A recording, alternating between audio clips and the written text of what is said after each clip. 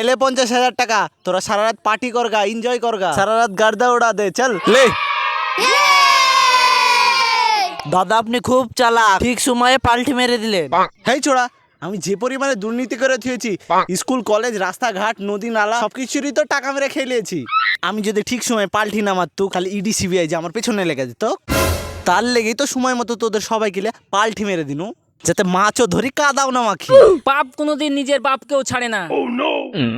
পায়খানা চুরির 7 লাখ টাকার কেসে আপনাকে অ্যারেস্ট করার জন্য কোর্ট থেকে ওয়ারেন্ট পেপার দিয়েছে, তাই অ্যারেস্ট করতে এসেছে। অ্যারেস্ট কর। স্যার ও বাবা গো মা।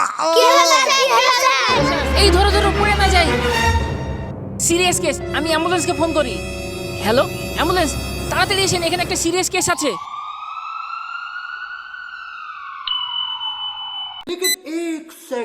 আরে বাপরে, ই তো হার্ট অ্যাটাক করেছে। একে তাড়াতাড়ি অপারেশন না করলে ই আর বাঁচবে না। তাহলে দাঁড়িয়ে আছেন কেন, তাড়াতাড়ি করেন। হ্যাঁ করছি। হার্ট অ্যাটাকের অপারেশন কিভাবে করতে হয়? এই ডাক্তার, আপনি ইউটিউবে সার্চ মারছেন কেন? আপনি নিজে অপারেশন করে জানেন না? না, আমি এই অপারেশনটা নিজে করতে পারি না, সেই জন্যই তো ইউটিউবে সার্চ করছি। এই শালা, তুই অপারেশন করা জানিস না তো তোকে চাকরি কে দিল বে? কেন আমাকে চাকরি আপনি দিয়েছেন? আমি আবার তোকে কিভাবে চাকরি দিনু বে? আমাকে চাকরি দিয়েছেন আপনি আমার আব্বার কাছ থেকে 12 লাখ টাকা ঘুষ নিয়ে। তোর বাপের নাম কি? আমার বাপের নাম হকি। ওই পাহাড়পুরের হকি? হ্যাঁ। ওরে আল্লাহ রে, আর কোনো ডাক্তার নাই হসপিটালে?